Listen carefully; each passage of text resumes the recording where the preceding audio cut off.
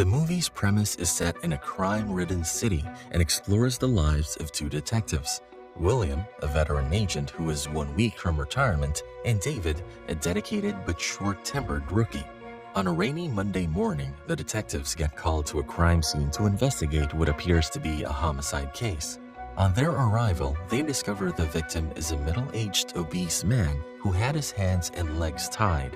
After an autopsy is carried out on the dead man, it is revealed that the victim had been forced to eat to death.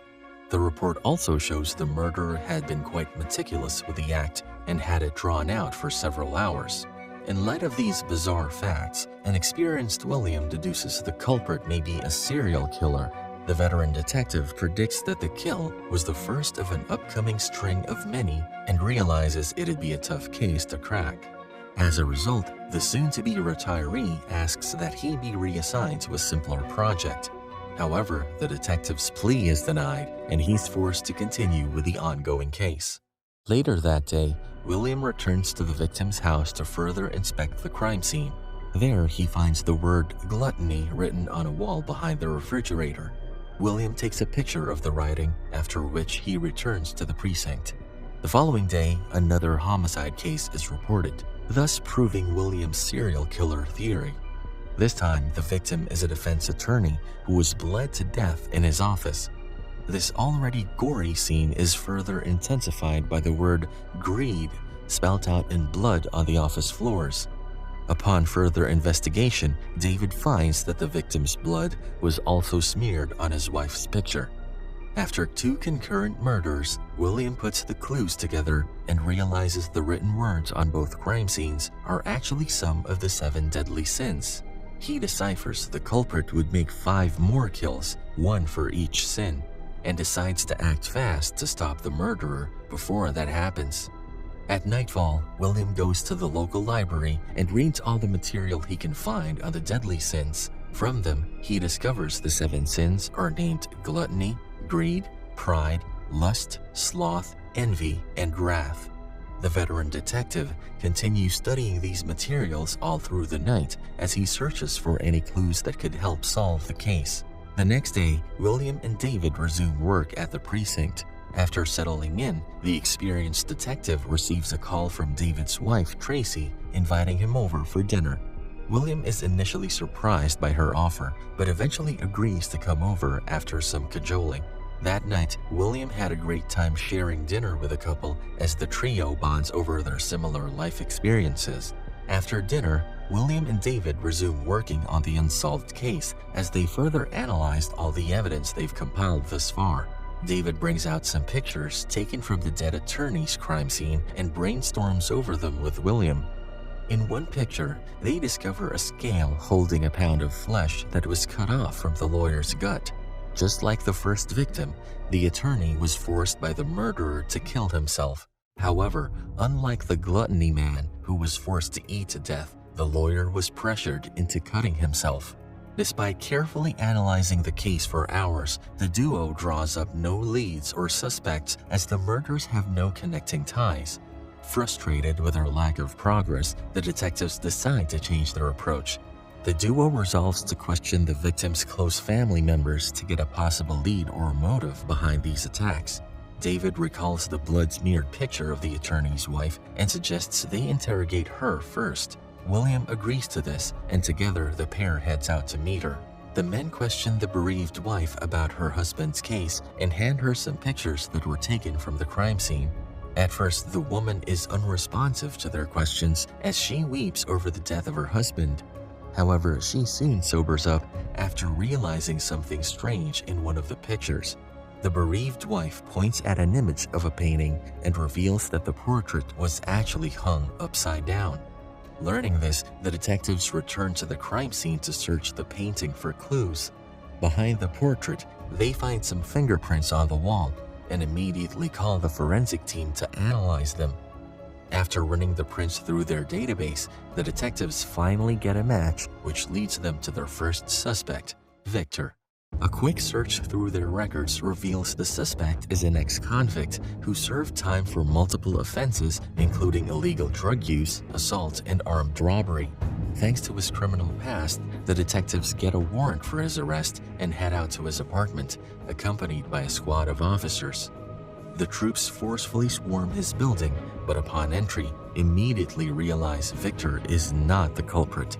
There, laying motionless in bed, is an anorexic, mummy-looking Victor with the words "sloth" written behind him. Seeing the inscription, the detectives realize that they were played and led there by the true culprit, as Victor was his third victim.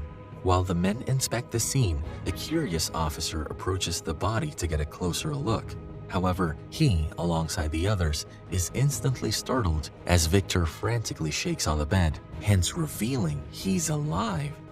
The ex-suspect is swiftly rushed to the hospital and admitted into the ICU. The crime scene is sealed off, and the detectives stay behind to figure out their next plan. While they do this, a cameraman arrives at the scene and takes several photos of the duo. Pissed at this, a short-tempered David hits the camera out of his hands and chases the man away. About an hour later, the duo heads to the hospital in hopes of questioning Victor. Sadly, their quest to uncover the mystery of the murder hits yet another obstacle, as Victor's doctor pronounces him unfit to take any questions. Apparently, the sloth victim had been forcefully tied up by the killer for over a year and tortured via extremely gruesome means. Unfortunately, these had fried up his brain, making him unable to understand human language. The detectives are disappointed to hear this and eventually retire to their respective homes. That night, William receives a call from a distressed Tracy, who asks him to meet the next day. William is puzzled by her request, but goes on to meet her at their agreed location. There, Tracy reveals she has no friends in the city and merely needs a listening ear to discuss things with. She reveals she's pregnant with David's child, but is unsure about having a baby in the city due to its extremely high crime rate. William is empathetic to her plight and offers some heartwarming advice that helps put her mind at ease. After the meeting, Tracy thanks William for his help and bids him goodbye as he leaves for work. Upon getting to the precinct, William and David brainstorm for potential leads they could follow. Right then, the duo thinks up a stellar plan to track the culprit by investigating the local library. The two detectives draw up a list of books about the 7 deadly sins and get an FBI agent to run a search for people who've borrowed said books in the past year. The search finally gives the detectives a new lead, as a man named Jonathan Doe is shown to have a very suspicious reading pattern. The duo gets Jonathan's address and quickly heads over to his apartment for questioning. On their arrival, they discover his room is locked and patiently wait outside for him. Mere seconds later, a dark figure appears from across the hallway. Without batting an eye, the mystery man whips out a gun and shoots at the detectives before making a run for it. Luckily, the experienced duo dodges his shot as David chases after him with Victor tailing behind. The young detective pursues the culprit down the hallway and follows him into an open apartment. Looking through the window, David discovers the mystery man has made his way outside and narrowly dodges a shot from the criminal. The detective swiftly races down the stairs and eventually reaches the city streets via a ladder. David spots the mystery man from across the road and pursues him into an isolated alleyway. He eventually loses sight of his suspect, but finds a parked truck in the corner. David carefully goes through the side of the truck, but gets blindsided as the fugitive appears from the truck's top and ambushes him. Jonathan holds David at gunpoint, but immediately flees the area as William arrives at the scene. After recovering from the incident, the detectives head on over to Jonathan's apartment to search for clues. Inside, they discover a ton of ominous items, including several weapons and a red-colored crucifix. However, the most shocking evidence the detectives find is pictures of themselves at the sloth victim's apartment, thus revealing that their culprit is actually the cameraman that showed up at the crime scene earlier. The men swiftly call a forensic team to the scene and have them scan the apartment for fingerprints or other clues. However, after hours of searching, the officers come up with nothing. That evening, the detectives receive a call from the police department, informing them that a 4th murder has been reported. This time, the victim is a blonde prostitute who had the word lust etched on her door. The detectives bring in a pair of eyewitnesses for questioning, but sadly, their interrogations lead nowhere. The following day, the duo receives yet another call, informing them of a murder by the serial killer. On arriving at the scene, the detectives find the victim to be a disfigured model who took one too many sleeping pills. In usual fashion, there was an inscription at the scene, but this time the writing spelt pride. From the evidence left behind by the killer, they theorize he had disfigured the model and left her with one of two choices. One, escape but to get to live the remainder of her life with a disfigured body, or two, take the pills and die a painless death. Sadly, the victim had chosen the latter. With 2 sins and murders left to finish the streak, the detectives are under a ton of pressure to find the perpetrator. Having no further clues to follow, the duo returns to the precinct to strategize and figure out their next plan. Moments after the detectives enter the station, the killer, Jonathan, arrives at the scene and offers himself up for arrest. While the officers place him in cuffs, they discover he had cut off the skin of his fingertips, thus explaining why they never found his prints in his apartment or any of the crime scenes. The serial killer is immediately detained and is shortly after provided a lawyer at his demand. After meeting his attorney, Jonathan presents a set of requests to the detectives via his legal counsel. The serial killer promises to confess his crimes, but only agrees to do it under this one condition.